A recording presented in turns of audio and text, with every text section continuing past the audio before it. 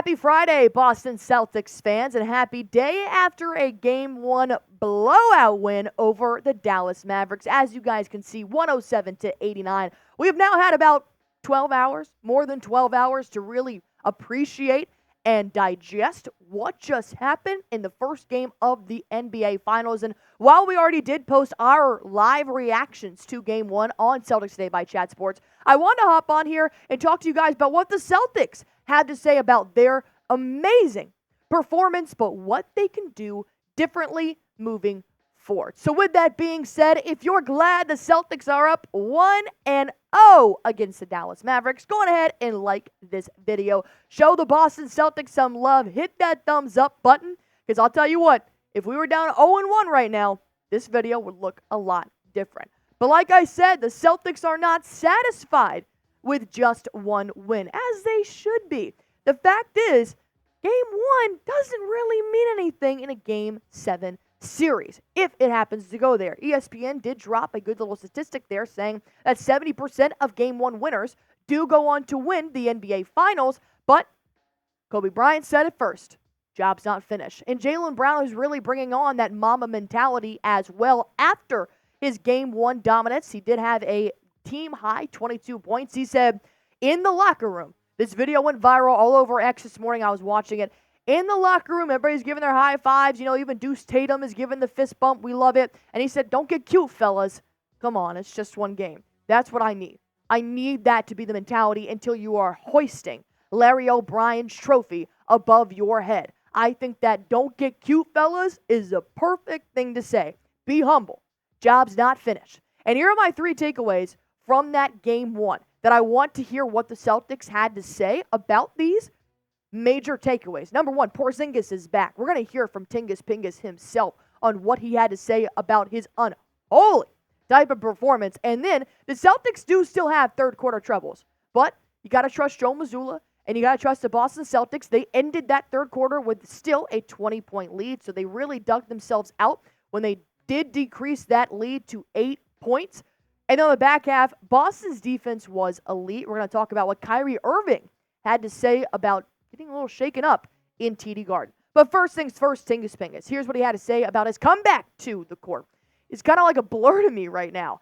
I have to rewatch the game, what happened and stuff like that, but I was completely just in the game. That's the best feeling. Like, I had the most fun. And then he went on to say about his injury update that all of these thoughts went through my mind in that moment when he was asked if he was 100% ready to play. And Kristaps says, like, what do I answer? I want to say I'm fine, but obviously I haven't played. So he wanted to make sure he wasn't lying to people. And he said, I haven't been out there. I haven't had the feel of like, okay, am I 100%, you know? So he wanted to clarify maybe why he didn't have that confidence when he made his first press conference saying, hey, Kristaps, you feeling 100%? You good to go? And he's like, I hope so. And I do see where he's coming from, because no, 5-on-5 is not going to be the exact same as going up against Dallas Mavericks in Game 1 of the NBA Finals. So I appreciate his answer, and I appreciate Kristaps Porzingis really explaining to the media and to the fans like myself, hey man, I didn't mean to scare y'all. I didn't mean to like lead you on, but I just wasn't sure. And here's what Porzingis also said on whether he's 100% heading in to Game 1. After that dominant performance, he said, tonight was an affirmation to myself that I'm good. Maybe I'm not perfect, but I'm pretty good. You could tell watching Kristaps Porzingis, there was nothing going on in his mind other than basketball. And when you see a player lock in like that, we have seen Kyrie Irving lock in like that, Steph Curry, LeBron James. When you get a really good player like Porzingis to lock in that moment, it creates the masterpiece that was the first half, a Tingus Pingus returning to the Boston Celtics. I want to break down what the Boston Celtics had to say about their third quarter woes, as well as their elite defense against the Dallas Mavericks in just one moment. But first things first, let me tell you guys about Prize Picks, the #1 daily fantasy sports app in America. If you guys are looking to turn your $10 right now in your wallet into $1,000, then keep listening, because Prize Picks, you can do just that. All you guys have to do is pick more or less on a player's projected stats, and you can win up to 100 times your money with as little as 4 correct picks. It's not just the NBA either. WNBA, MLB also going on right now. Of course, you got golf fluctuating in and out of that. NFL season is also right around the corner, so there are a sports category for every single fan out there. And here are my picks already for Game 2 on Sunday. KP, more than 15 points? Yeah, if he has a game like he did in Game 1, that's a for sure guarantee. I have Kyrie Irving having less than 2.5 3-pointers made. This might be a little bit tricky because you went 0 for 5 from the three-point line in Game 1. I highly doubt that ever happens again in the series, but maybe they could hold him to just under 2 threes made in Game 2. Holiday to have more than 5 assists. Obviously, he does the great work behind the scenes to help the Celtics score and help the Celtics thrive. So I got Holiday really facilitating here on offense. Here are my prize picks. Feel free to copy them or go ahead and make your own.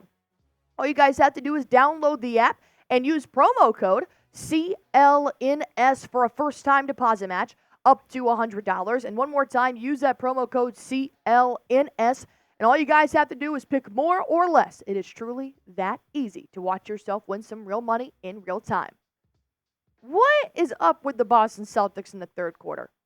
Honestly, because every time they come out of halftime, I have this horrible anxiety that comes over me that they're going to screw it up. Thankfully, the Celtics had a large enough lead heading into the third quarter that they could allow the Mavericks to build back and come back just a little bit into single digits, but they also started to regain their confidence. They started to calm down. They started to play better Celtics basketball. That third quarter, man, that is the Achilles heel of this Celtics team.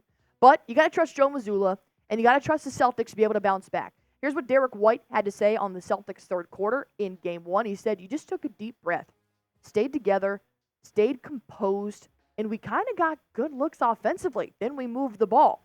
Jaylen Brown pretty much reiterating what Derek White had to say. We just said, just breathe. The game is starting now. Just breathe. We're in this moment where our experience shines through. Just breathe. Just keep playing basketball. And when I heard those two very similar quotes, I'm thinking, somebody must have said that to everybody. And that would be Joe Mazzulla, playing Mazzulla ball, not worrying about what they did wrong, not worrying about what they're going to do right, just saying, hey, look, that was not the best start. You keep breathing, you keep playing, it's going to start to come in our favor. And I do think that speaks highly of what Joe Mazzulla has to say to lead his basketball team. And then when you flip it on the other end, the Celtics defense was elite, specifically at the rim. I'm talking about the block party that I wasn't invited to, but that's okay. I don't think I would have done as good as Kristaps Porzingis, Derek White, and Jason Tatum had done. And then it was also locking down Luka Doncic, which was unbelievable. Yeah, he had 30 points. I get it. But that wasn't Luka in his best game. And here's what Drew Holiday said about why the Celtics were so great guarding Luka Doncic. He said, I think it helps a lot throwing different guys at him, different guys that play defense differently, some aggressive, some not. But I think even our white guys guard. I love that. I love that from Drew Holiday. And you got to give credit so-and-so to the white guys, but also to the rest of the team. Sam Hauser and Peyton Pritchard were also great. Smitty and I were talking about there was 1 3 that Kyrie had that went behind the backboard, and Sam Hauser was guarding Kyrie Irving. Do not sleep on Sam Hauser's defense. Do not sleep on the scrappiness of Peyton Pritchard as well. I think those two players coming off the bench are key rotational players on both sides of the ball to keep dominating in Game 2. But I do think we will see a different Dallas Mavericks in Game 2, specifically a different Kyrie Irving. We had Jeffrey Cooperstein, the host of Mavericks Today by Chat Sports, came into our studio and said, Kyrie will never play like this again in this series. 0 for 5. He had 12 points. He was turning the ball over. I mean, he looked frazzled.